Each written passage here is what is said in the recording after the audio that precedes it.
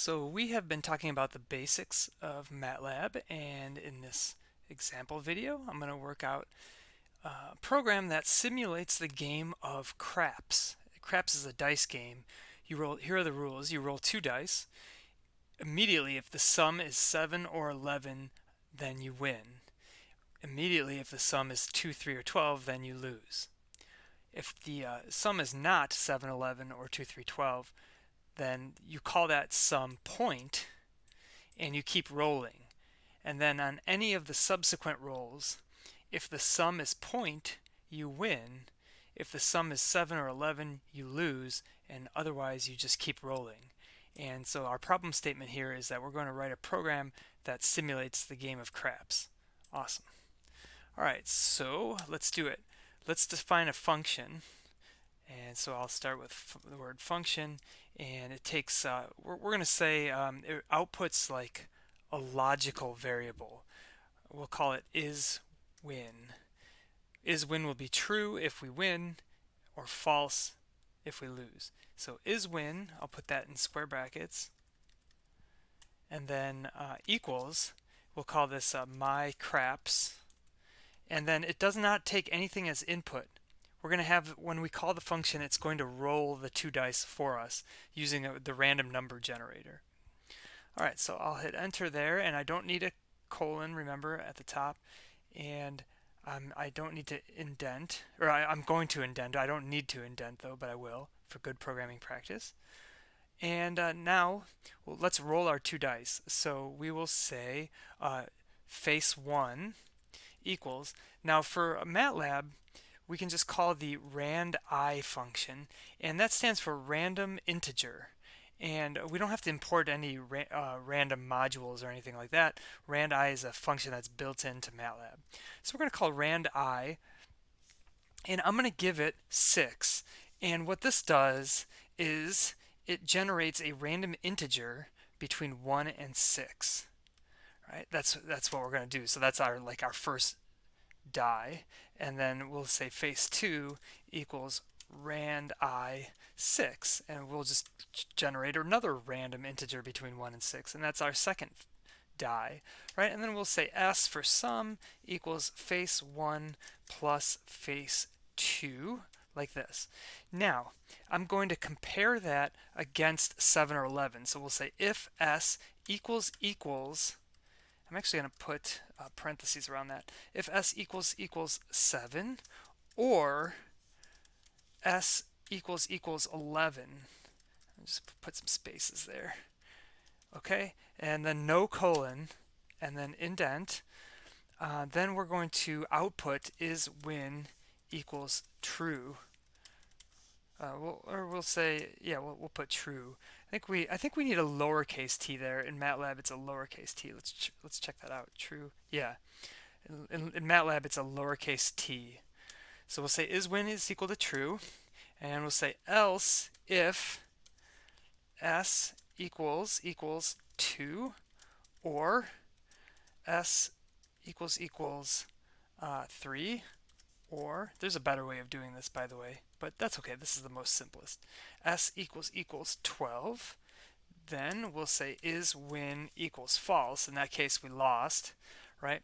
And then else, now if I don't have those, if I didn't win or if I didn't lose on the first roll, then I need to start looping. And I'm going to say, then we're gonna say point equals s, so we're storing s as point, and then I'm gonna say while maybe true, so I'll just cheat here, while true, and we don't need the colon, and then I'll indent. Then we're gonna roll again, so I'm just gonna copy these lines here. All right, I guess I'll write them out again. Rand I 6. Right, face 2 equals randi 6, s equals face 1 plus face 2, like that. And then we will say that if s equals, we'll put parentheses around this, if s equals 7 or s equals 11, now because this is a subsequent roll, that's when we lose. So we will say is when equals false, and then we will break out of the while loop, right? So we can still write break there. Else, if s equals point, right? Because we have a new s now, and so if we get that point, then that's when we win. So we'll say is when equals true, and then we'll end the if statement. We'll end the while loop, and okay, I think that should be good. We'll end the function. Oh, we've got it. Oh, yeah, we've got to end the if statement, and then we've got to end the function. All right, so that should be good. Now in the while loop, let's see. We get s. If s is 7 or 11 on subsequent rolls, we lose. So is when equals false. Else if s is equal to point, then we win. So if neither one of those is true, then it's just going to keep looping. I guess we need to break out of the loop in this case too. All right, that should be good. Now that's our function. I'm actually going to bring this down a little bit so we can see, give ourselves some more space. That's our function. The function needs to go at the bottom. And then I'm just going to make a little script, outside of our function. This would be the main program. I'll say is when equals, call the function, my craps, and it doesn't take any inputs, right? No inputs, and it's going to return whether or not I won. And we'll print something. We'll say if is when, because remember is when is a logical or a Boolean value, so if that's true, then we will print f, you win, hooray. Else we will f, you lose, boo, right? And then end that. All right, let's check it out. I'm gonna now bring up the console, clear the console, Control S. I've got it saved on my desktop as craps.m, and let's run it. Bam, I won, yes. I guess we should have some \ns there. All right. Oh, I won again, hooray. Oh, I lost. I won. So you know what would be interesting here is if we could see the rolls. So that's what I'm going to do now. I'm actually going to leave off the semicolons just to make sure the function is working correctly. I'm going to leave off the semicolons when I calculate s. That's the first roll. And then down here in the while loop are the subsequent rolls. So I'm going to leave off those. Now we're going to be able to see the rolling. Let's check it out. All right. So this one was an interesting one. I rolled 6, so I needed to roll again. So 6 became point, and then 10, then 5, then 7. I got a 7 then, so I lost. All right, that makes sense. Let's roll it again. All right, I rolled 10, so I keep rolling. 10 is point. Then I rolled a 7. Oh, I lost. Let's try it again. I lost again, man. All right, let's try again. I'm gonna give up some more space here. This is many rolls here. All right, I rolled a 9, so I need to keep rolling. Then I get a 12, 5, 3, 8, 7, so I lost again. All right, let's try again. All right, I rolled a 9, so I keep rolling. 4, and then I got a 7, so I lost again.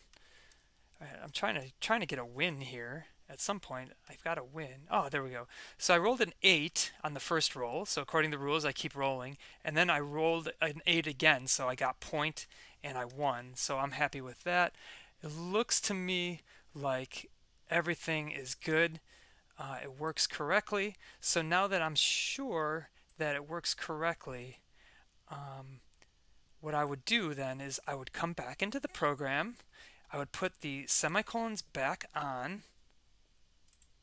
right? Because I don't know that like if this is part of a larger like, you know, maybe you're simulating like Vegas or something.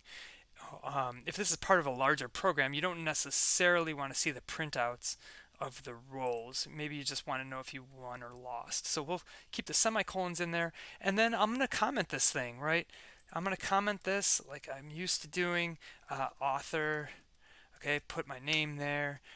Last updated, right? Put the date there, and then kind of block this off a little bit. Like this is the function call, right? This is a test to see if one, something like that. Okay, and then I might like kind of separate things a little bit, put a dashed line there, and just to kind of block off the code now. Now this will return a logical value. Maybe I want to put that there. This is maybe I'll block this off like this is the first role, right? We have to handle the first role separately. So I'll block that off. Notice the space there. Now, let's see. Now else need subsequent roles. Okay, and so this is, and you get the idea. So I'll say lost, okay, here, one, here, and so on. All right, so I've got my comments, I've got my name, I've got my date.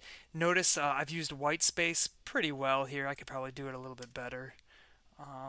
And then I've got descriptive variable names like is, when. I've got face1, face2, s for sum, point, right, because that's was in the problem statement.